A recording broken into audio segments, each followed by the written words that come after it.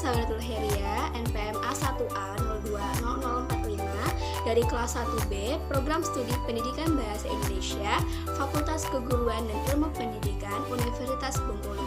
Dalam video kali ini, saya akan menyampaikan materi dari mata kuliah keterampilan menyimak mengenai metode atau teknik keterampilan menyimak.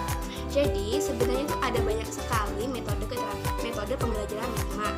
Akan tetapi, dalam kesempatan saya saat ini, saya hanya akan menyampaikan 5 metode menyimak, yaitu metode dengar jawab, dengar sanggah, dengar teka, dengar cerita, dan juga dengar lengkapi.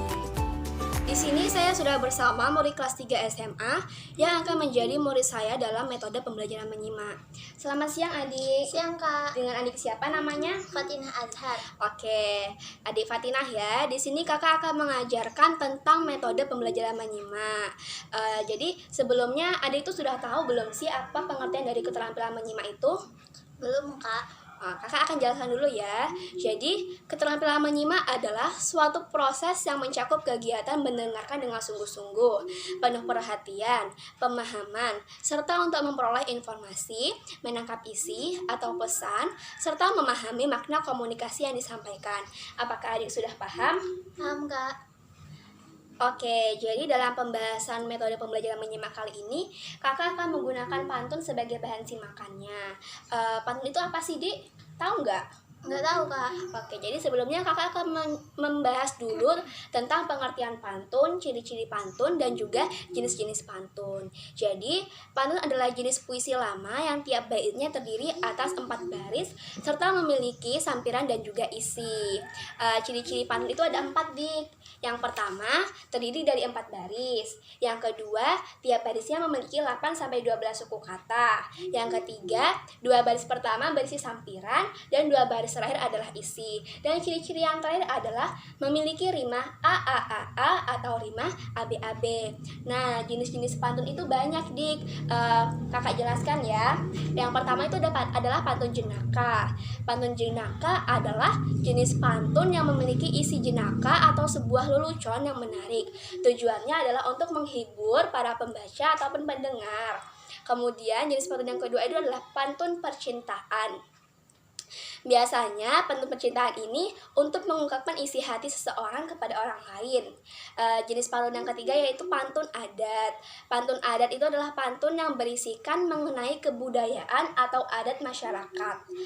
Jenis yang keempat adalah pantun peribahasa. Peribahasa merupakan sebuah pepatah yang biasanya dijadikan petuah. Namun, dalam penyampaiannya, peribahasa juga kerap kali disandingkan dengan pantun. Nah, jenis pantun yang kelima itu adalah pantun agama, yaitu pantun yang berisi tentang nasihat agama.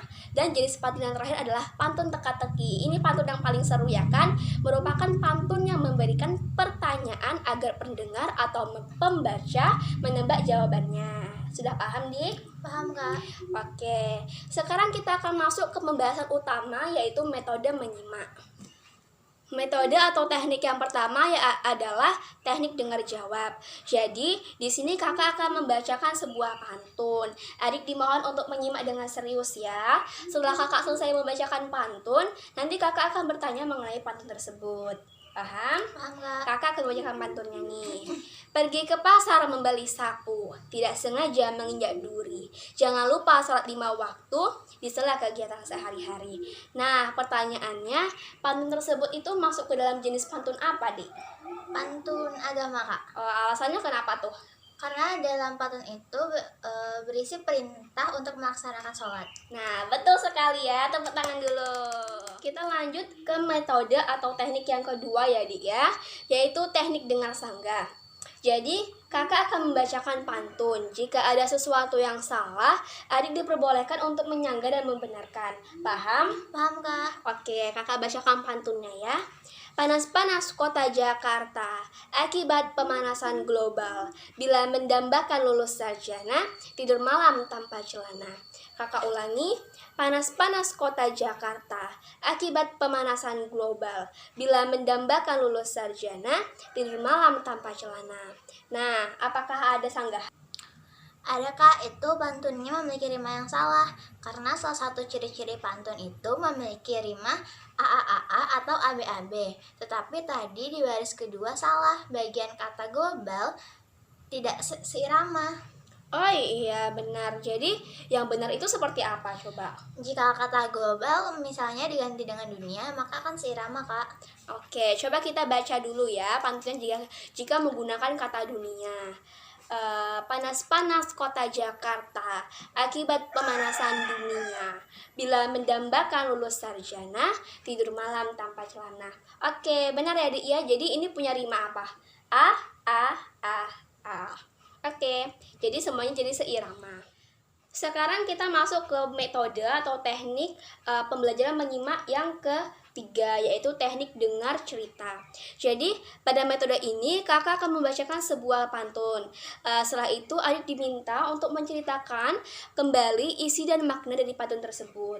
Paham Dik? Jadi di sini adik harus menyimak dengan benar-benar teliti. Kakak bacakan ya. Parang ditetak ke batang sena, belah buluh taruhlah temu, barang dikerja takkan sempurna, bila tak penuh menaruh ilmu. Bisa diulang Kak? Oke, kakak ulang ya. Parang ditetak ke batang sena, belah buluh taruhlah temu, barang dikerja takkan sempurna, bila tak penuh menaruh ilmu. Nah, adik coba berpikir, makna dari pantun tersebut itu apa? Makna dari isi pantunnya. Adik coba kakak kasih waktu buat berpikir ya, Dik.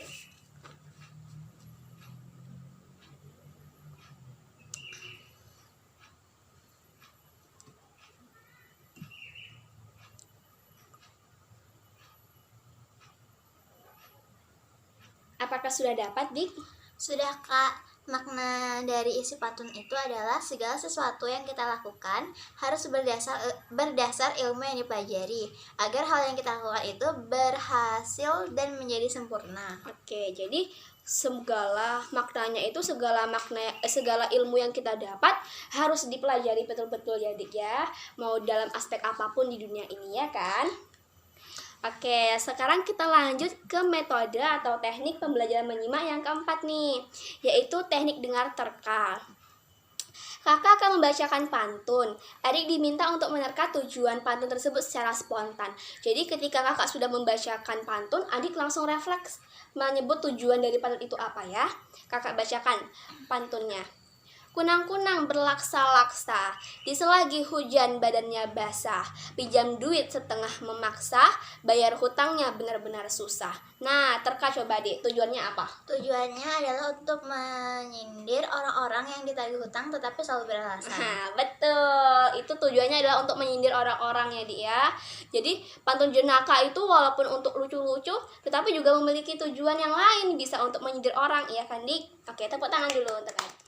Kita lanjut ke teknik yang terakhir, yaitu teknik dengar lengkapi. Pada teknik terakhir ini kakak akan membacakan pantun, akan tetapi hanya bagian sampirannya saja. Nah, adik dimohon untuk melengkapi bagian isinya. Pantun yang kakak gunakan adalah pantun pendidikan. Jadi adik harus melengkapinya dengan seirama ya, dengan benar-benar irama AAAA atau ABAB, dan juga isinya adalah berisi tentang pendidikan. Kakak bacakan bagian sampirannya ya Dik ya. Sampirannya, tak ada kayu jadinya rotan, tak ada nasi adanya ketan. Nah, coba adik lanjutkan yang seirama. Boleh difikirkan terlebih dahulu ya Dik. Hormati guru, sayangi teman, itu namanya murid budiman. Oh, coba adik baca dari sampirannya. Tak ada kayu jadinya rotan, tak ada nasi adanya ketan. Hormati guru, sayangi teman, itu namanya murid budiman. Nah, betul ya Dik. Jadi bagian isi yang adik buat untuk sampiran pantun yang kakak ucapkan tadi itu benar, yaitu seirama, yaitu rima a a a a ya, menggunakan huruf N ya kan, ada rotan, ketan, teman, dan juga budiman. Itu baru seirama. Oke, tepuk tangan dulu. Nah, jadi itu beberapa teknik dalam metode menyimak yang dapat kakak ajarkan pada kesempatan kali ini. Tadi ada teknik apa aja, Dik? Ada teknik dengar Jawab, teknik dengar sanggar, dengar cerita, dengar terka, dan juga dengar lengkapi, yaitu melengkapi pantun. Nah, ada 5 ya. Oke, manfaat menyimak itu banyak, Dik. Misalnya untuk mendapatkan informasi, menangkap isi, dan memahami makna komunikasi. Dan dengan menggunakan metode menyimak seperti yang kita lakukan barusan, Dik, itu adalah salah satu upaya untuk meningkatkan keterampilan menyimak kita. Misalnya, kita menjadi lebih peka dan responsif terhadap apa yang kita dengar dan juga simak, termasuk juga meningkatkan daya fokus dan ingat kita. Paham, Dik? Jadi banyak sekali kan manfaat dari belajar keterampilan menyimak itu. Baiklah, itu saja yang dapat kakak ajarkan mengenai metode menyimak pada kesempatan kali ini. Jika ada kesempatan kedua, kakak akan mengajarkan lebih banyak mengenai keterampilan menyimak. Karena belajar keterampilan menyimak itu seru, bukan, Dik? Iya, seru Kak. Baiklah, terima kasih atas partisipasi adik dalam video kakak. Semoga yang kakak ajarkan bisa bermanfaat ya bagi adik. Pesan terakhir untuk adik dan teman-teman semua yang ada di rumah untuk selalu jaga kesehatan. Jangan lupa kemana-mana selalu pakai masker dan cuci tangan pakai sabun di air yang mengalir. Terima kasih ya, tetap semangat.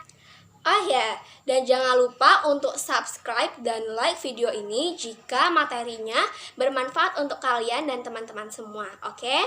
Akhir kata, wassalamualaikum warahmatullahi wabarakatuh.